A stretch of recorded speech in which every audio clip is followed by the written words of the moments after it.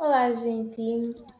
Estamos agora dando início à nossa sétima aula, né? Nós vamos dar continuação sobre o assunto de algas e plantas.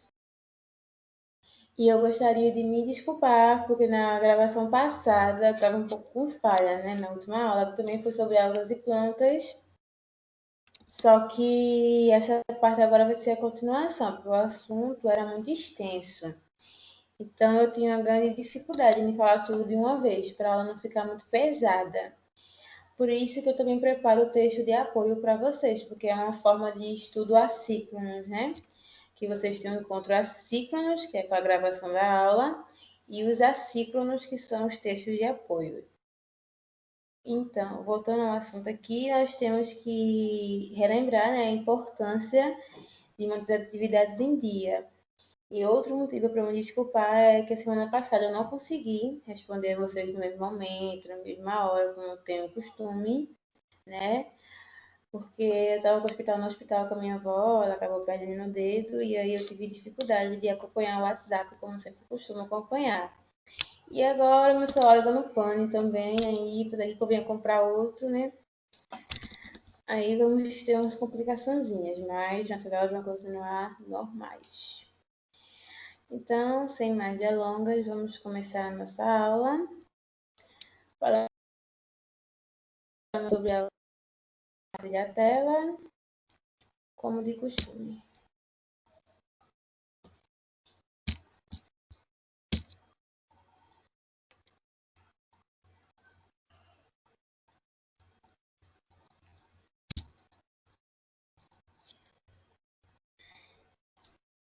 Então, para darmos uma lembrada, né?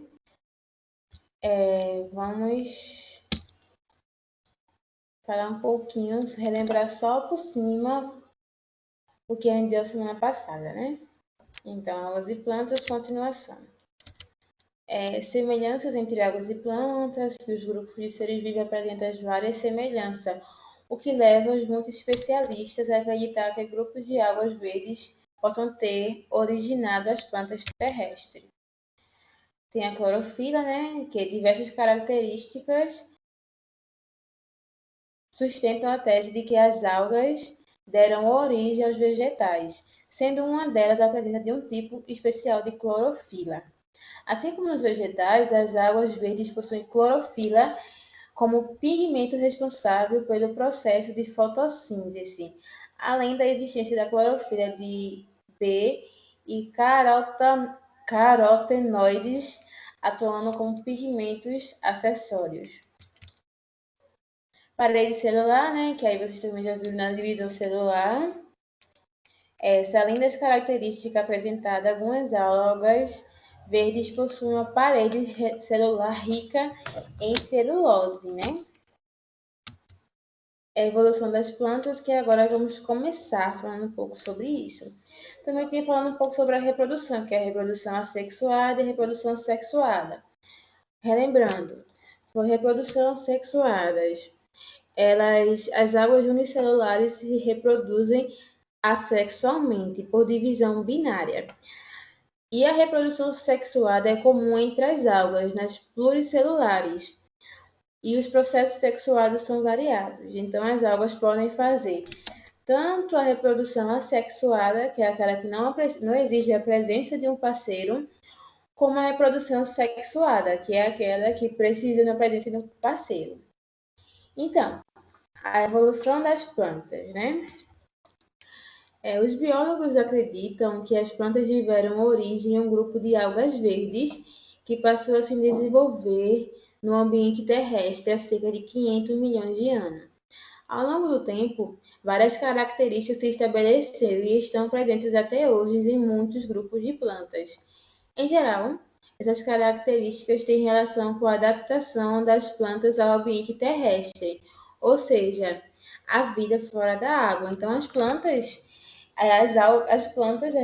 os biólogos têm teorias que as plantas vieram da água, das algas, né? Só que aí essas plantas tiveram uma adaptação terrestre. E aí começaram a ter as grandes diferenças. Grupos de plantas. Assim, uma das diferenças entre algas e plantas, né?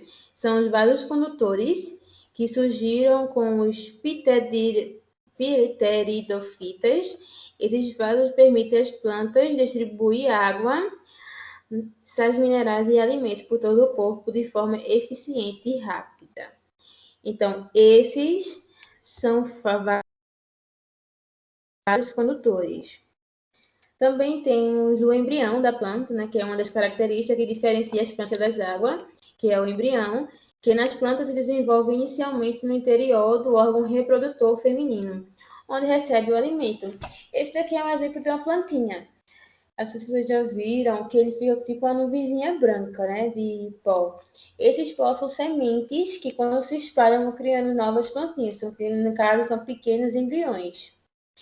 E também temos as raízes, né? Como os vasos condutores surgem as raízes, então, dos vasos condutores, que são essas daqui, que tem o elemento do vaso, os traqueidos, a fibra, né? E a célula companheira, elemento de tubo e a fibra novamente. Nossa, vou voltar. Adiantou muito slide.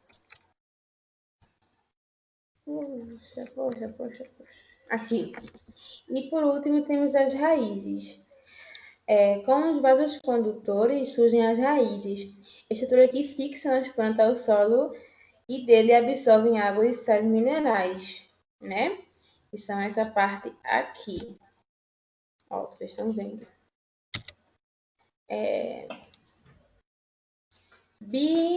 Briófitas. As briófitas são plantas avasculares, ou seja, elas não possuem vasos condutores de seiva. A absorção de água e de sais minerais pode ser realizada por qualquer parte do organismo, e a distribuição ocorre diretamente de uma célula para outra. Como esse esquema que vocês estão vendo aí, ó.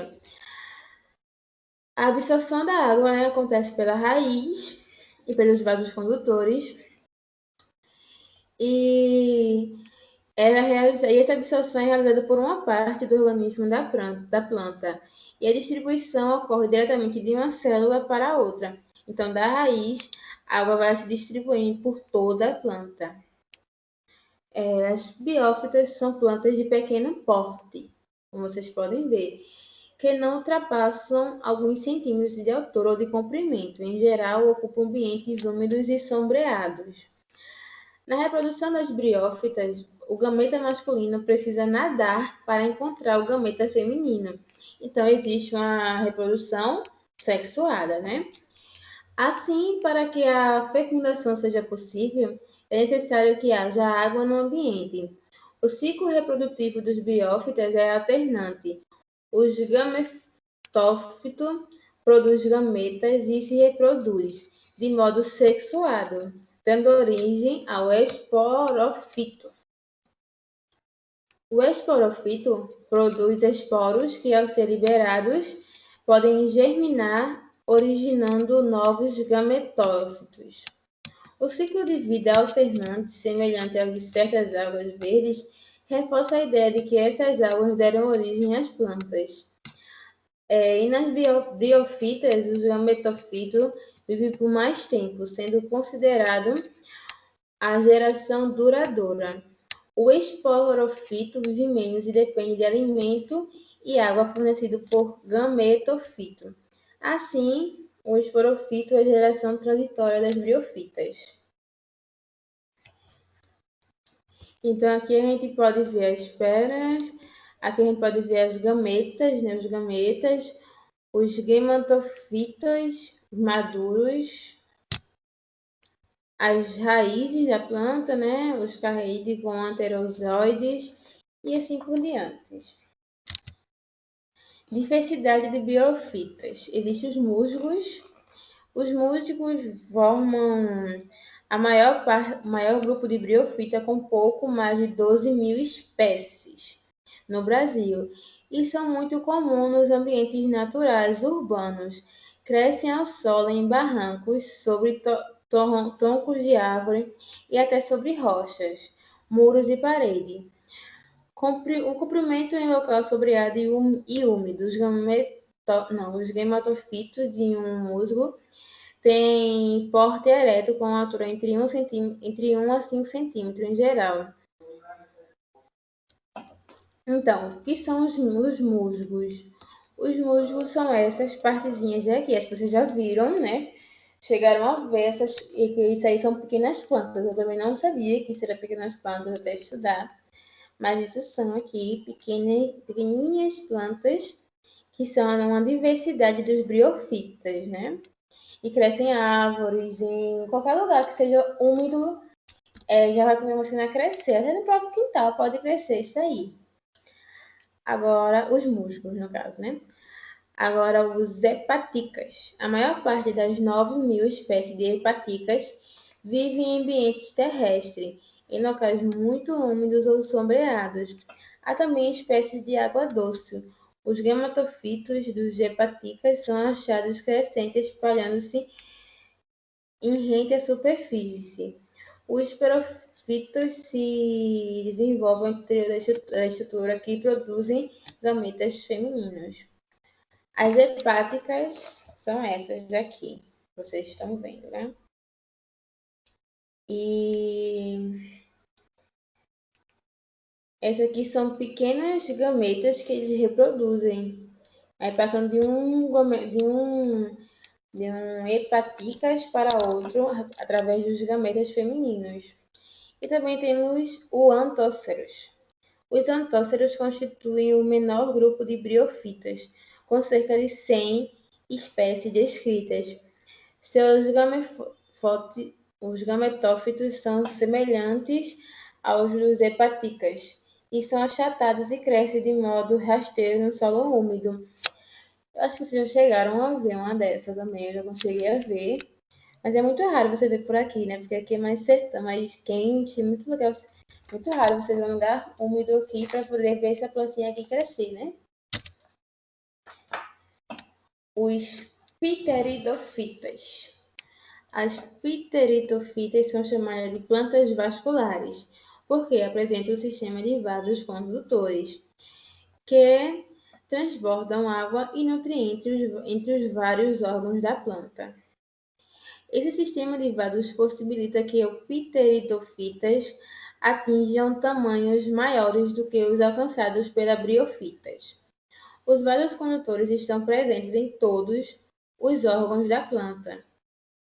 Por isso, as pteridofitas possuem raízes, caule e folhas verdadeiras. Assim como nas demais plantas, o ciclo da vida das pteridofitas alterna entre as fases sexuada, que são os gametofítica, e assexuada, que é o esporofítica. O esporofito corresponde à fase duradoura do ciclo da vida das pteridofitas. Nas samambaias, por exemplo, o esporofito é a planta que cultivar em vaso, e o gametofito é bem pequeno, com poucos milímetros e tem uma vida curta, que é necessária a presença de água na fase sexual da reprodução. Diversidade de pteritofitas, é um nome difícil, né? As filicíneas, que são as pteritofitas mais comuns, com cerca de 11.000 espécies. Os grupos incluem samambaias, avancas, rendas portuguesas, chifre de veado, enfim, várias. E atualmente, a maioria das filicíneas é de pequeno porte, mas algumas espécies podem ultrapassar 10 metros de altura como a samambaiacu. As filicíneas são as pteritofitas mais bem adaptadas ao meio terrestre, e a maioria é encontrada em ambiente úmido, mas há espécies que sobrevivem nos ambientes mais secos, como na caatinga, né? As filicíneas são essas daqui. Gente, eu morri, não sabia o nome dessa planta. Morri, não sabia. Eu, quando era criança, eu brincava muito com essa plantinha aqui, ó. Porque eu achava ela muito bonita. Não sei por que eu achava essa planta bonita. Então, eu brincava muito com ela. Mas eu não sabia que o nome dela era Filicíneas. Acho que eu não sabia nem o nome dela, só gostava de brincar com ela. licopodinhas. Há cerca de 1.000 espécies de licopodinhas conhecidas atualmente, e elas são popularmente chamadas de locopódios e selaginelas. Todas são pequenas e encontradas apenas em locais úmidos. Suas folhas têm formato de agulha e escamas recobrem praticamente toda a planta. No caso, essa daí eu nunca vi. Eu acho que eu nunca cheguei a ver uma dessas. Se cheguei, eu não notei, na verdade, né? E, por último, a equisetíneas, que no passado o grupo da equisetíneas tinha representantes que atingiam dezenas de metros de altura. Atualmente, ela é formada apenas por um gênero com 15 espécies, o Equisetum. Todas são popularmente chamadas de cavalinhas e apresenta porte médio por volta de 1 metro de altura. No caso, ele está falando dessas plantinhas aqui, que eu também nunca cheguei a ver, eu acho, também. Então, gente, é isso, né? Agora nós encerramos o assunto de algas e plantas. Então, damos fim. Deixa eu só terminar de compartilhar aqui. E como eu gostaria de falar para vocês, comecem a fazer as atividades, porque eu já vou colocar a nota. Eu acho que próxima semana eu já estou colocando nota, ou próxima semana, ou até essa semana eu já estou colocando nota, porque assim, como eu tive um probleminha com a minha avó, né, eu me atrasei bastante, porque é sempre no hospital, né, agora. Aí eu acabei me atrasando. Mas assim, continue a fazer as atividades e faça, porque eu vou corrigir. Acho que na próxima semana já estou mandando nota para vocês, sem dúvidas e sem falta, né? Porque já faz tempo que eu prometo. Só que eu estou realmente difícil, porque eu tenho que estudar com a minha avó amanhã, tenho que ir sexta, né? Tenho problemas da faculdade. Aí eu tô um pouco sem tempo, mas aí próxima semana não passa, tá, gente? Então, obrigada pela atenção e até a próxima aula.